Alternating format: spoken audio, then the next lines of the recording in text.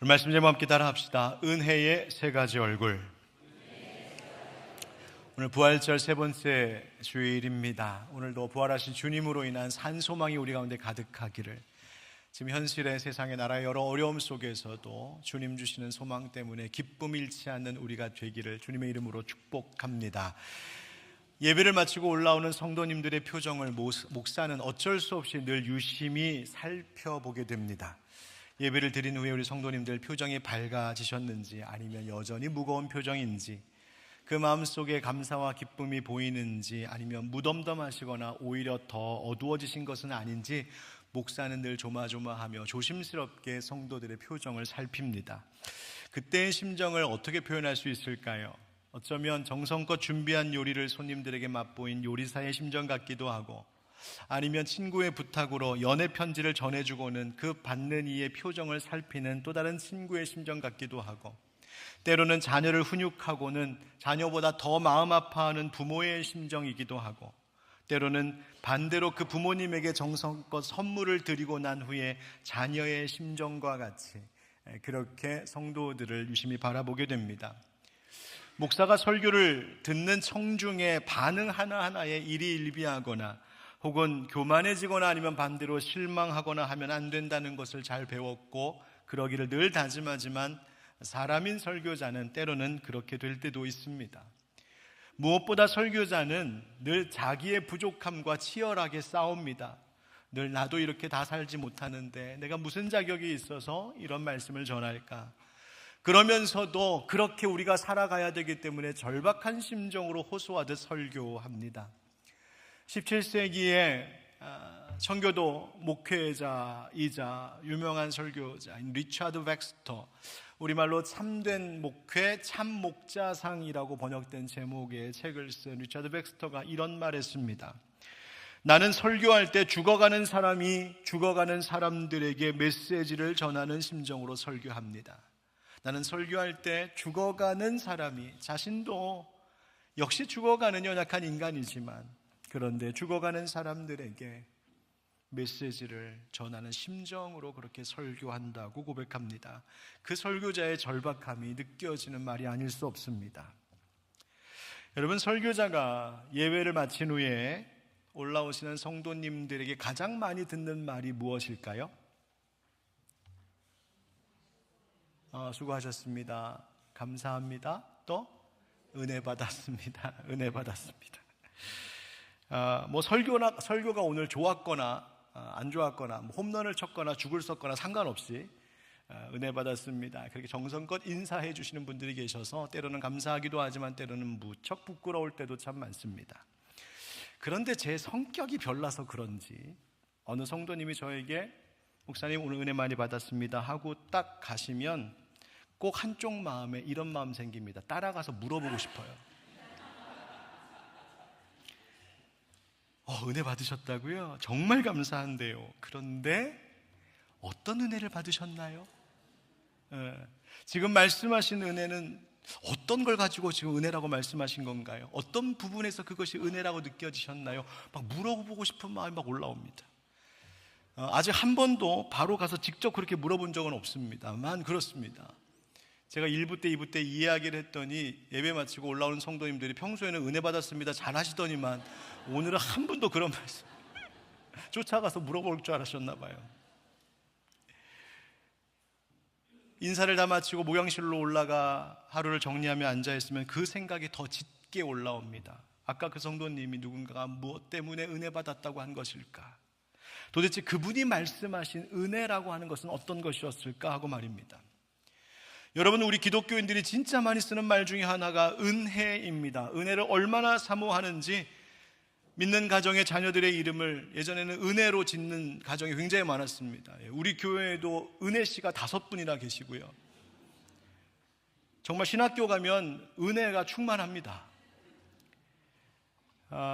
은혜라는 말은 기독교인들 뿐만이 아니라 다른 타종교의 모든 분들도 다 좋아하는 말인가 봅니다. 제 딸 친구 중에 은혜라고 있는 친구가 있어서 제 딸이 그 친구도 예수 믿는 친구인가 보다, 교회 열심히 다니는 친구인가 보다 하고서 가까이 갔더니 부모님 불교 신자이시더라고요. 그래서 불자들께서도 은혜를 참 좋아하신다는 걸 알게 됐습니다. 여러분, 진지하게 한번 깊이 생각해 보셨습니까? 내가 은혜 받았다라고 말할 때 그 은혜는 어떤 은혜인지, 은혜 받기를 사모합니다라고 말할 때 내가 바라는 그 은혜가 과연 어떤 것인지 말입니다. 우리는 은혜라는 말을 너무 익숙하게 사용하다 보니 때로는 그 의미를 너무 가벼이 생각할 때가 있는 것 같습니다. 그냥 마음이 조금 뭉클하고 뜨거워지면 은혜 받았다 말하고, 때로는 문제가 뭔가 잘 풀리고 일이 형통하면 은혜 받았다고 말합니다. 물론 그것도 은혜일 수 있지요. 그러나 그것만이 은혜의 전부는 아닐 겁니다.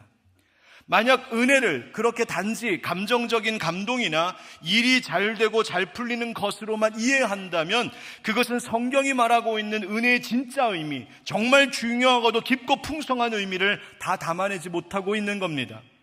여러분, 은혜를 바르게 이해하지 못하면 신앙도 쉽게 얕아집니다. 은혜를 그저 감정 정도로만 생각하면 감동이 사라지는 순간 신앙도 식어버립니다. 은혜를 모든 일이 그냥 잘 되는 만사 형통 정도로만 이해하면 여러분, 우리의 인생 가운데 일이 잘 안 풀릴 때가 얼마나 많은데요. 그럴 땐 여러분 뭐라 하시겠습니까? 하나님이 은혜 거두셨다고 하시겠습니까? 심지어 은혜를 잘못 이해하면 이렇게도 생각합니다. 죄를 짓고 나서도 하나님이 은혜로 다 모른 척 해주시겠지, 덮어주시겠지. 은연중에 그렇게 생각하면서 죄를 가볍게 여기고 또 자기 중심적인 신앙으로 흘러들어가기가 쉽습니다. 이처럼 은혜에 대하여 협소한 이해와 오해는 우리의 신앙이 든든히 자라는 것을 방해합니다. 입으로는 은혜를 말하지만 실제로는 은혜 없이 살아가게 되기도 한다는 겁니다. 그렇다면 여러분, 성경이 말하고 있는 진짜 은혜의 의미가 무엇일까요? 오늘 본문 가운데에서 은혜를 뭐라고 말하고 있는지 우리 주님의 음성에 함께 귀를 기울임으로 성경이 말하는 그 의미대로 우리 모두에게 진정한 은혜가 충만한 시간 되기를 예수님의 이름으로 축원드립니다. 예수님께서 부활하시고 승천하셨죠. 승천하실 때 약속하신 것처럼 예루살렘에 모여서 간절히 기도해라. 그러면 내가 약속한 성령을 보내주겠다 하시는 그 약속의 말씀을 붙들고 120명의 제자들이 열심히 기도했습니다. 열심히 기도할 때 정말로 성령님께서 불처럼 바람처럼 임하시지요. 예수님께서 십자가에서 죽으셨던 때가 유대인 명절 바로 유월절이었습니다. 그 유월절로부터 50일이 지난 때를 오순절이라고 부르는데 바로 그 오순절에 성령님께서 임하셨습니다. 계산해 보면 예수님께서 사흘 만에 부활하셨고 부활하신 예수님께서 40일 동안 제자들과 함께 계시다가 하늘로 승천하셨습니다. 그 후에 제자들은 마가의 다락방에서 열심히 기도했습니다. 뜨겁게 기도했습니다. 그리고 열흘 뒤인 바로 오순절에 성령께서 임하셨다 하여서 우리는 그것을 오순절 성령 강림 사건이라고 그렇게 부르는 겁니다. 이 오순절 성령 강림 사건 후에 베드로가 달라졌습니다. 예수님을 모른다고 부인했던 베드로가 성령으로 충만해서 이제는 예수님 압니다 이 정도가 아니라 그 수많은 유대인들 앞에서 담대히 예수 복음을 전하기 시작합니다. 설교했단 말입니다. 바로 그 베드로의 설교가 오늘 본문을 포함한 사도행전 2장 14절부터의 말씀입니다. 바로 이 설교에서 베드로는 직접적으로 은혜라고 하는 단어를 쓰고 있지는 않지만 이 말씀을 읽고 묵상하고 연구해보면 그는 분명히 복음의 은혜를 전하고 있었습니다. 특별히 오늘 본문 중 다음의 구절이 은혜가 무엇인지를 우리에게 알게 하는 말씀인데요, 우리 38절 39절을 한번 같이 읽겠습니다. 시작. 베드로가 이르되 너희가 회개하여 각각 예수 그리스도의 이름으로 세례를 받고 죄사함을 받으라. 그리하면 성령의 선물을 받으리니 이 약속은 너희와 너희 자녀와 모든 먼데 사람 곧 주 우리 하나님이 얼마든지 부르시는 자들에게 하신 것이라 하고. 아멘. 여러분, 저는 이 절, 특별히 38절의 말씀을 묵상하면서 은혜가 이런 것이구나. 은혜가 가져와는 중요한 세 가지의 영적인 결과가 있는데 그것을 지금 베드로가 말하고 있구나 하는 것을 깨달을 수 있었습니다. 그것은 베드로가 먼저 사람들에게 매우 강력한 명령조로 말하는 두 가지와 그 다음에 이뤄질 약속을 한 가지 이야기하고 있습니다. 그 먼저 두 가지는 회개하라는 것과 세례를 받고 죄사함 받으라는 것입니다. 그리고 그렇게 하면 성령의 선물, 성령을 선물로 받을 것이라고 말합니다.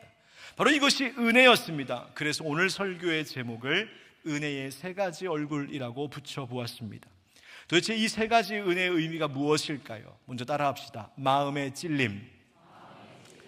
성령 강림 후로 그 자리에서 기도하던 제자들에게 성령님이 임하시자 저들이 방언을 말하기 시작했습니다. 그것을 본 다른 경건한 유대인들이 너무 놀라고 소동하고 당황했다고 성경은 증언하고 있죠. 심지어 그 중에 어떤 사람들은 그 방언하는 제자들을 바라보면서 저 대낮부터 술 취해갖고 저 주정하고 있다고, 세술에 취했다라고 조롱하듯이 말하는 사람들도 있었습니다. 그런데 그때 그 성령의 충만한 가운데 있었던 이 사도 베드로는 거기에 모여있는 많은 사람들에게 설교하기 시작하는데, 그날 설교의 주제, 베드로의 첫 번째 설교의 주제가 무엇이었냐면 복음의 핵심, 바로 예수 그리스도의 십자가 죽으심과 부활이었습니다. 그 설교를 하면서 그가 했던 말 가운데 이런 말이 있었습니다. 36절에 그런즉 이스라엘 온 집은 확실히 알지니 너희가 십자가에 못 박은 이 예수를 하나님이 주와 그리스도가 되게 하셨느니라 하니라. 아멘. 사실 청천벽력 같은 말을 던진 겁니다. 여러분들이 죽인 예수가 바로 하나님의 아들이십니다. 여러분들이 죽인 그 예수가 만유의 주이십니다. 여러분들이 십자가에 못 박아 죽인 그 예수가 우리의 믿음의 선진들, 구약 때부터 예언자들이 그토록 하나님의 말씀을 대언할 때에 하나님이 보내시겠다고 약속하신 그 메시아, 바로 그 그리스도이셨습니다 라고, 바로 하나님의 아들을, 하나님이 보내신 구원자를 당신들이 십자가에 못 박아 죽였습니다 라고 지금 이야기하는 겁니다. 여러분들이 이 말을 듣고 있는 경건한 유대인들의 입장이라면 어떤 반응 보이시겠습니까? 그런데 베드로의 말을 들은 유대인들의 반응이 이랬습니다. 37절 같이 읽어보시죠. 시작. 그들이 이 말을 듣고 마음에 찔려 베드로와 다른 사도들에게 물어 이르되 형제들아 우리가 어찌할꼬 하거늘. 아멘. 마음에 찔려 우리가 어찌할꼬. 그들의 반응이었습니다. 한번 이 장면을 생각해 보십시오. 상상해 보십시오. 베드로가 지금 너희가 예수를 십자가에 못 박았다, 당신들이 예수님을 십자가에서 죽였다, 당신들이 살인자다. 여러분, 결코 가볍지 않은 말입니다. 어쩌면 이 말을 들은 유대인들은 어떻게든 그 말을 반박하려 들 수도 있었을 것이고, 억울하다고 호소할 수도 있었을 것이고, 화를 내며 박차고 그 자리를 일어나 떠날 수도 있고, 아니면 저렇게 말하는 저 베드로, 저 사람 죽여야 된다고 달려들었을지도 모를 일입니다. 그런데 놀랍게도 그들의 반응은 변명치 않고 회피하지 않고 오히려 그들의 마음이 찔렸다고 성경은 그들의 마음을 보고 있습니다. 여기서 말하는 찔리다라고 하는 말은, 찌르다라는 말은 꿰뚫는 것을 말합니다. 깊이 관통하는 것을 의미하는 헬라어 단어입니다. 그냥 단순히 어떤 터치가 있었다, 마음에 어떤 감동이 있었다, 마음 한쪽에 뭉클했다, 이런 이야기가 아닙니다. 굉장히 날카로운 도구를 가지고 마치 나의 폐부를 깊이 쑤셔서 상처를 내어 나를 너무너무 아프게 하듯한 굉장히 아프고 고통스러운 그런 무섭고 강한 표현이 마음에 찔렸다라는 표현입니다. 심지어 이것은 내가 그냥 마음에 어떤 내 양심 때문에, 내 의지 때문에 내가 좀 잘못한 것 같은데, 그게 아니라 외부로부터 강하게 관통당한 것을 말합니다. 그들의 마음이, 그들의 인격이, 그들의 인식과 사고와 감정과 그들의 존재 자체가 관통당했습니다. 무엇 때문에? 하나님의 말씀 진리 때문에 말입니다. 그런데 그때 왜 이런 반응이 나타났던 것일까요? 분명 먼저는 성령께서 그 가운데 역사하셨기 때문인 줄 믿습니다. 그냥 단순히 베드로가 말을 잘해서가 아니라, 단순히 감정의 동요가 아니라 성령으로 충만했던 그 베드로 가운데 함께 하셨던 성령님께서 베드로가 말할 때에 그 말 가운데 함께 하심으로 그 말을 듣는 이들의 마음, 그 심령을 찔러 쪼개고 계셨던 겁니다. 그런데 동시에 거기에는 베드로의 역할, 베드로의 태도도 매우 중요했던 것을 볼 수 있어요. 여러분 한번 생각해 보십시오. 만약 이 베드로가 이 말을 하면서 너희가 예수를 죽였다라고 말하면서 그 유대인들을 비난하고 책망하고 정죄하고 원망하는 마음으로 외쳤다면 어쩌면 듣는 유대인들로부터 더 큰 반감을 일으켰을지도 모릅니다. 그런데 베드로는 그런 자세로 말하지 않았다는 것을 엿볼 수 있는 구절이 있습니다. 29절 말씀에 베드로가 설교하다가 이렇게 청중들을 향하여 말합니다. 형제들아, 형제들아. 베드로는 거기에 있는 유대인들을 형제들이라고 부르면서 너희들 예수 죽였지? 나는 달라. 난 예수님 따라다녔어. 3년 동안 따라다녔어. 나 예수님 사랑했어. 선을 긋고 당신들은 죄인이고 나는 의인이야 하는 식으로 마치 검사의 자리에서 그 피고인을 공격하듯이 그렇게 말하는 것이 아니라 베드로는 오히려 같이 그 피고인의 자리에 서서 나도 형제입니다. 나도 당신과 같은 형제고 나도 죄인입니다라고 말하고 있는 겁니다. 그도 그럴 것이 베드로는 예수님을 모른다 3번이나 부인했던 사람이죠. 베드로는 그들을 정죄하는 자리에 그냥 서 있던 것이 아니라 같은 죄인의 자리에 서서 그 사랑의 마음으로 무엇보다도 자기 회개와 형제들과의 연대감 속에 형제들아 라고 이야기하고 있는 겁니다. 그러니 그들의 마음이 열리는 것이죠. 자기들의 죄를 드러내고 폭로하고 있는 베드로이지만 오히려 이 말을 듣고 형제여 우리가 어떻게 하면 좋겠습니까? 라고 묻고 있는 겁니다. 저는 우리 기독교인들이 전도할 때 취해야 할 매우 중요한 자세가 이 자세라고 생각합니다. 나는 예수 믿으니까 난 천국 간다. 당신 지옥 가겠네. 그런 태도가 아니라 나도 당신과 같은 죄인입니다. 다만 나는 구원의 은혜를 입었을 뿐입니다. 당신도 구원의 은혜 입을 수 있습니다. 우리 같이 천국 갑시다. 그 겸손한 마음, 사랑하는 마음, 위하는 마음이 전도자들에게는 필요합니다. 그런데 여러분 이 장면에서 우리는 한 가지 중요한 사실을 생각하게 되는데 그것은 우리 인간 안에 작용하는 죄책감의 역할입니다. 스위스의 유명한 정신의학 의사이자 탁월한 크리스찬 작가인 폴 트루니에가 쓴 책 가운데 죄책감과 은혜라고 하는 책이 있는데 그 책에서 그는 이런 이야기를 합니다. 그의 말을 제가 그냥 풀어서 말하겠습니다. 인간은 누구에게나 저마다 죄책감이 있다는 겁니다. 그런데 문제는 그 죄책감을 억압하느냐 인정하느냐에 따라 결과는 완전히 달라진다는 거예요. 내 안에 양심의 찔림, 그 죄책감이 일어날 때에 아유 몰라, 어쩔 수 없었고 누군 안 그래? 아니야 이런 거 자꾸 생각하면 나 안 좋아, 내 건강이 안 좋아. 그러면서 내 안에 있는 죄책감을 억압하고 짓누르면 어떻게 될까요? 오히려 우리의 영혼은 분노가 쌓이고 반항하게 되고 두려움과 염려에 사로잡히게 된답니다.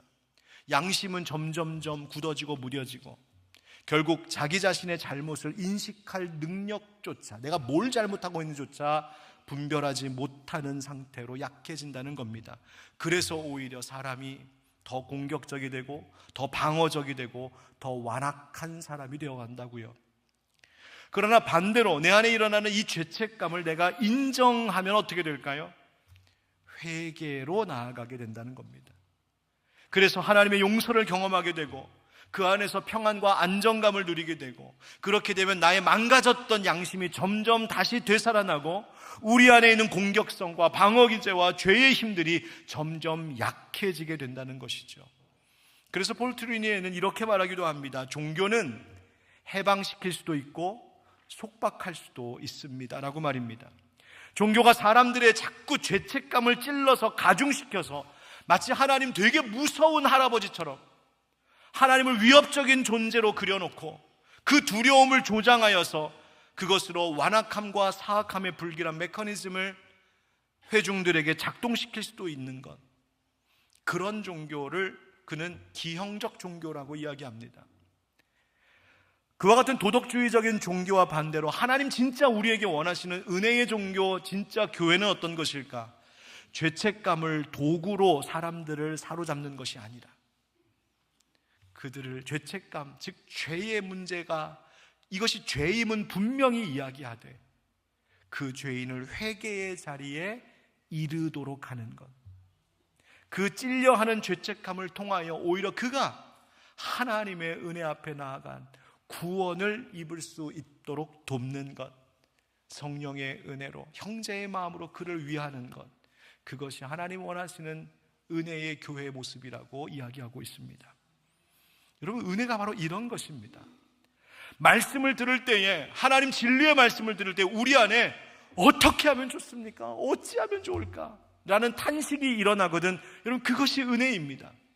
말씀을 듣고 마음이 불편해지는 것, 말씀을 듣다 보니 제자리에 가만 앉아 있을 수 없는 것, 말씀 듣다 보니 나 이러고 살면 큰일 나겠다 싶은 것, 여러분 그런 마음 들거든 여러분 은혜입니다. 왜? 이 찔림은 나쁜 것이 아니기 때문에, 하나님 우리 살리려고 주시는 것이기 때문입니다. 여러분 은혜는 하나님께서 우리의 마음을 깨뜨리시는 데서 시작된다는 사실을 잊지 마시기 바랍니다.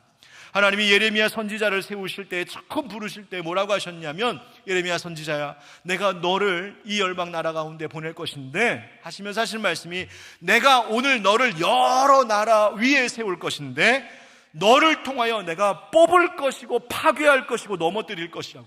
아니, 사랑의 하나님이, 은혜의 하나님이 뭐라고 하시냐면, 예레미야야, 내가 너를 통하여서 이 땅을 뽑고 파괴하고 넘어뜨릴 거다. 그리고 나서 다시 건설하고 다시 심겠다고 말씀하십니다. 여러분, 오늘도 하나님 우리에게 동일하게 역사하십니다. 말씀을 통해, 성령을 통하여 먼저 우리의 마음을 찌르십니다.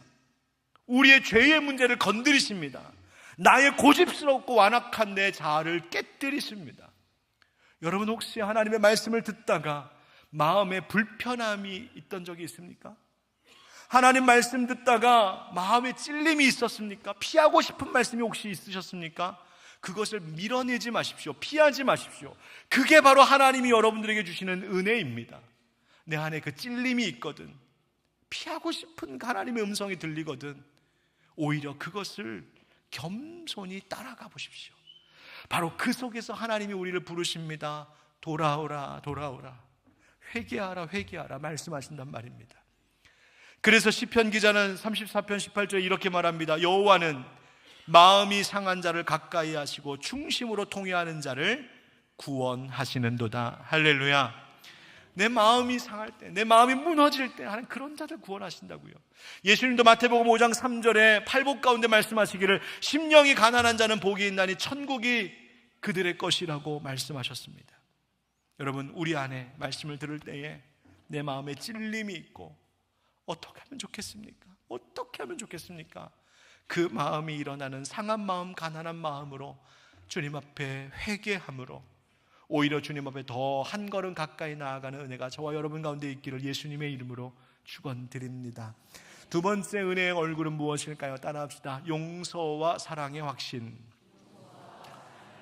다시 베드로가 했던 설교의 이 문장으로 돌아가 봅니다. 38절 말씀에 베드로가 이르되 너희가 회개하라고 말하더니 그 다음 하는 말이 각각 예수 그리스도의 이름으로 세례를 받고 죄사함을 받으라 라고 명합니다. 회개한다면 예수 이름으로 세례 받으라는 겁니다. 여러분, 죄사함의 세례를 받는다는 말은 그냥 물에 들어갔다 나오거나 머리에 물 뿌리면 되는 그런 종교적인 행위를 요구하고 있는 말이 아닙니다. 세례는 무엇일까요? 세례는 나의 옛사람이 그리스도와 함께 죽고 내가 이제 그리스도와 함께 다시 새 사람으로 태어나는 것이 세례입니다. 이제 나는 새 사람으로 태어났으니 나의 신랑 되신 예수 그리스도와 영원히 함께 하겠습니다라는 결단이 세례입니다. 그래서 제가 세례 교육 받으시는 분들에게 늘 세례 전에 꼭 이것 강조하여 말씀드립니다. 여러분, 세례가 무엇인지 아십니까? 세례는 나의 장례식입니다. 내가 죽는 거니까. 또한 세례는 나의 생일입니다. 내가 주님 안에서 다시 태어나는 거니까. 세례는 결혼식입니다. 신랑 되신 예수님의 순결한 신부로 살아가기를 결단하는 시간이기 때문입니다 라고 말씀드립니다. 여러분, 예수님을 십자가에 못 박아 죽였다는 이 죄책감 때문에 두려워하던 그들에게 지금 베드로는 죄사함을 받으십시오, 세례 받으십시오라고 말하는데 그 말의 의미가 무엇입니까? 여러분, 용서받을 수 있는 길, 그 죄를 씻을 수 있는 길이 열렸다고 말하고 있습니다. 이것이 은혜이죠. 누군가에게 상처 입으면 쉽게 용서하지 못하는 우리랑 달리 하나님은 예수님을, 당신의 아들을 십자가에 못 박아 죽인 우리가 죄인임에도 불구하고 오히려 먼저 말씀하시기를 내가 너를 용서하겠다, 내가 너를 씻겠다, 내가 너를 다시 태어나겠다고 말씀하십니다. 그 은혜가 공식적으로 보이는 자리가 세례의 자리입니다. 따라서 세례를 받으라라고 하는 그 말 속에는, 여러분, 제가 여러분들이 살인자라고 말해서 너무 놀라셨죠? 여러분들이 죄인이라고 제가 막 윽박질러서 너무 당황하셨죠? 그런데 걱정하지 마십시오. 여기에 그럼에도 불구하고 당신을 향한 하나님의 사랑이 있습니다. 예수 믿으면 하나님 그 죄 용서하시고 씻으신답니다. 그러니 그 사랑을 받으십시오. 이 복음의 은혜를 누리십시오. 바로 지금 베드로는 그 이야기를 하고 있는 겁니다. 여러분, 우리가 세례를 받고 죄 용서와 사랑받을 수 있는 것, 그것은 우리가 뭔가 좋아서 달라져서 우리의 공로 때문이 아닙니다. 지금 우리가 여기 나와갖고 아침부터 일찍 일어나서 샤워도 하고 머리도 감고 깨끗하게 씻고 예쁘게 치장을 하고 막 분장도 하고 변장도 하고 그러면서 우리가 여기 나와 있어서 마치 우리가 꽤나 괜찮은 사람인 것처럼 하고 나와 앉아 있지만, 여러분, 사실 하나님 보실 때 우리는 어떤 모습인지 아십니까? 지난 한 주간 세상에서 떼굴떼굴 뒹굴다가도 와서는 꼬질꼬질해져가지고 떼꾸정물 줄줄 흐르고 있고 여기저기 상처투성이 피범벅이고 땀 냄새, 시궁창 냄새, 썩은 냄새 가득한 모습으로 나와 앉아있는 게 우리입니다. 그런데 마치 꼬질꼬질하게 더럽혀진 어린아이를 데려다가 더러운 옷 싹 벗기고 물로 팍팍 깨끗하게 씻겨주고 코도 흥 시키고 그리고 나서는 깨끗하게 수건으로 말려주고 상처난 구석구석 들여다보며 약 발라주면서 아프지 걱정하지 마, 금방 날 거야. 그리고 우리 온 국민들이 알고 있는 명곡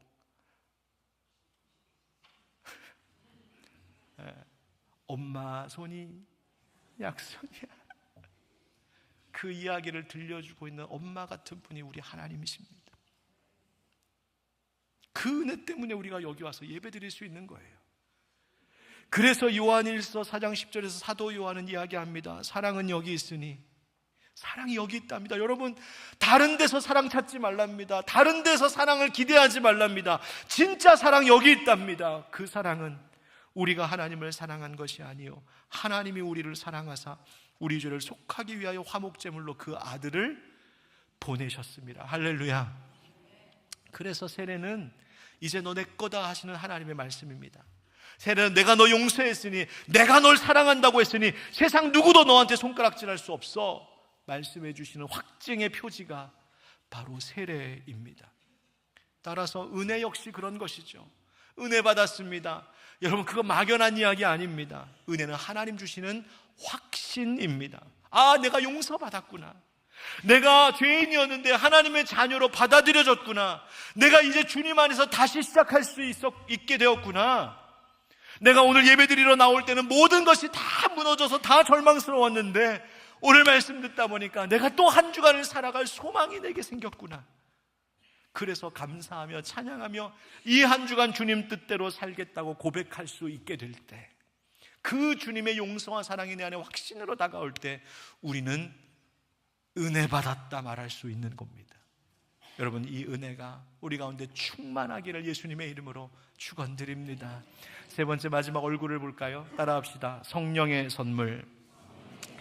이처럼 하나님께서 우리의 마음을 찌르셔서 회개케 하시고 그 다음 그리스도 안에서 우리의 죄를 용서하시며 우리를 사랑으로 받아주시는데, 하나님 거기서 멈추지 않으십니다. 그래, 너 이제 삶으로 돌아가라, 너 가서 알아서 한번 잘 살아봐라, 하나님 그러고 끝내지 않으십니다.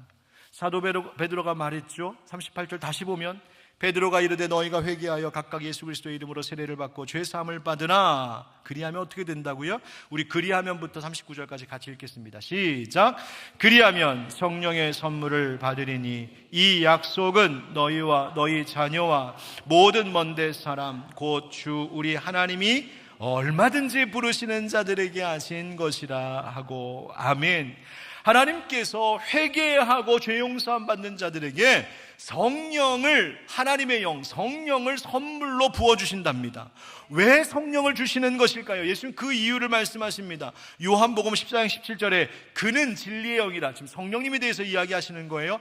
그분은, 성령님은 진리의 영이신데 그는 너희와 함께 거하시며 또 너희 속에 계시겠습니다. 아멘. 성령님이 우리에게 부어진 이유는 하나님이 우리랑 함께하고 싶으셔서, 하나님이 예배만 잘 받으시고 그래 너 이제 가서 잘 살아봐라 끝내는 것이 아니라, 오늘 여러분들이 예배를 마치고 가정으로 돌아가고 일상으로 돌아가고 생활로 돌아가고 직장으로 돌아가고 거친 세상 속으로 들어갔을 때에 하나님 그래 한번 잘 가봐라 하고 보내시는 것이 아니라, 내가 너랑 같이 가고 싶어, 내가 너희 속에서 함께 살아가고 싶어, 내가 너를 지키고 내가 너를 붙들고 너와 연합하고 싶어. 그래서 성령님을 우리에게 부어주셨답니다. 하나님, 나 같은 죄인도요, 나같이 못난 인생도요, 걱정하지 말라고 오늘 말씀에 너희와 너희 자녀와 모든 먼데 사람 곧 주 우리 하나님이 얼마든지 부르시는 자들에게 하나님의 은혜가 미치지 못할 만큼 멀리 간 자는 없다는 겁니다. 하나님 돌아오라 하십니다. 여러분, 은혜가 무엇일까요? 그래서 은혜는 성령의 사람으로 살기를 결단하는 겁니다. 은혜가 무엇일까요? 내가 이 한 주간 더 성령의 이끄심을 받으며 살기를 기꺼이 결단하는 겁니다. 하나님 우리 안에 들어오셔서 하나님 우리와 함께 살아가는 것을 사모하며 사는 거죠. 그러니 진정으로 은혜를 받은 사람은 이전과 똑같이 살 수가 없습니다. 하나님을 향해 살도록 성령께서 나를 인도하시고, 죄를 미워하며 거룩함을 사모하도록 성령님께서 나를 변화시키시고, 내 힘만 의지하며 살던 나를 멈추시고 이제는 내 안에 역사하시는 성령의 능력을 의지하며 살아가는 자들로 나를 이끌어 가시죠. 그러니 은혜 받은 사람의 입에서 무슨 말 나오는지 아십니까? 나는 혼자가 아닙니다. 하나님 나와 함께 하십니다. 성령님이 이 어려운 삶 속에서도 나를 붙들고 계십니다. 나는 성령 없으면 안 됩니다. 그 고백이 나오는 거예요.